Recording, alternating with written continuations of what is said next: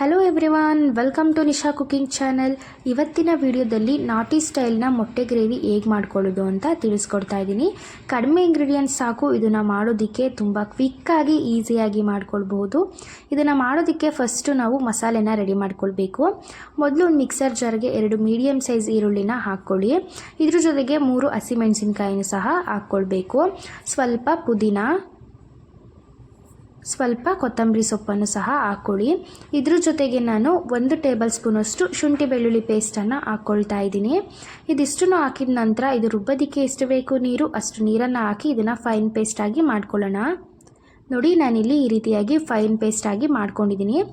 Next ಒಂದು ಕಡಾಯಿಗೆ ನಾನಿಲ್ಲಿ 2 table ಸ್ಪೂನಷ್ಟು ಎಣ್ಣೆನ ಹಾಕ್ಕೊಳ್ತಾ ಇದ್ದೀನಿ. ಎಣ್ಣೆ ಬಿಸಿಯಾದ ನಂತರ ನಾನು ಇಲ್ಲಿ ಬೇಯಿಸಿಟ್ಕೊಂಡಿರುವಂತಹ ಮೊಟ್ಟೆನ ಹಾಕ್ಕೊಳ್ತಾ ಇದ್ದೀನಿ. 5 ಮೊಟ್ಟೆ. ನಾನಿಲ್ಲಿ 3 ಜನಕ್ಕಾಗುವಷ್ಟು ಗ್ರೇವಿನ ಮಾಡ್ಕೊಳ್ತಾ ಇದ್ದೀನಿ. ನಿಮಗೆ ಜಾಸ್ತಿ ಬೇಕಿದ್ರೆ ಇದೇ ಕ್ವಾಂಟಿಟಿನ ನೀವು ಡಬಲ್ ಮಾಡಿ ಹಾಕ್ಕೊಳ್ಬೋದು. ನೆಕ್ಸ್ಟ್ ಇದನ್ನು 3 ನಿಮಿಷ ಫ್ರೈ ಮಾಡ್ಕೊಳ್ಬೇಕು ನಾವು ಮೊಟ್ಟೆಗಳನ್ನ. ನೋಡಿ, ಇದನ್ನು ಒಂದು 3 ನಿಮಿಷ ನಾನು ಫ್ರೈ ಮಾಡ್ಕೊಂಡಿದ್ದಾಗಿದೆ.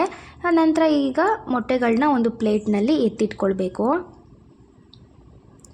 ನೆಕ್ಸ್ಟು ಅದೇ ಕಡಾಯಿಗೆ ನಾನು ಇಲ್ಲಿ ರುಬ್ಕೊಂಡಿದ್ದಂತಹ ಮಸಾಲೆನ ಹಾಕ್ಕೊಳ್ತಾ ಇದ್ದೀನಿ. ಮಸಾಲೆ ಹಾಕಿದ ನಂತರ ನಾವೆಲ್ಲ ಹಸಿನೇ ಹಾಕಿರ್ತೀವಿ ಅಲ್ವಾ ಇಂಗ್ರೀಡಿಯೆಂಟ್ಸು, ಅದಕ್ಕೋಸ್ಕರ ಇದರಲ್ಲಿರುವಂಥ ಹಸಿ ಸ್ಮೆಲ್ ಹೋಗೋವರೆಗೂ ನಾವು ಒಂದು 2 ನಿಮಿಷ ಈ ರೀತಿ ಮಿಕ್ಸ್ ಮಾಡ್ಕೊಳ್ತಾ ಫ್ರೈ ಮಾಡ್ಕೊಳ್ಬೇಕು.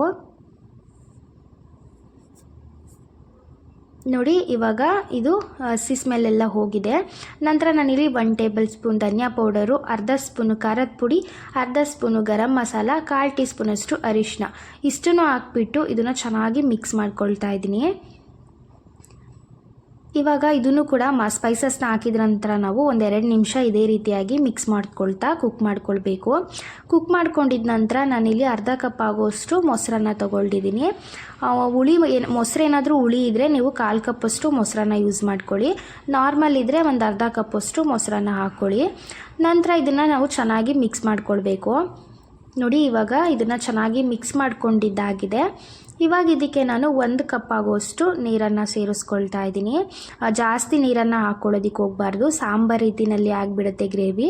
ಅದಕ್ಕೋಸ್ಕರ 1 ಕಪ್ ಹಾಕ್ಕೊಳ್ಳಿ. ನಂತರ ರುಚಿಗೆ ತಕ್ಕಷ್ಟು ಸಾಲ್ಟನ್ನು ಸೇರಿಸ್ಬಿಟ್ಟು ಇದನ್ನು ಚೆನ್ನಾಗಿ ಮಿಕ್ಸ್ ಮಾಡ್ಕೊಳ್ಬೇಕು. ಇದನ್ನು ಚೆನ್ನಾಗಿ ಮಿಕ್ಸ್ ಮಾಡ್ಕೊಂಡ ನಂತರ ಇದನ್ನು ನಾವು ಒಂದು 2 ನಿಮಿಷ ಚೆನ್ನಾಗಿ ಇದನ್ನು ಕುದಿಯೋದಕ್ಕೆ ಬಿಡಬೇಕಾಗುತ್ತೆ.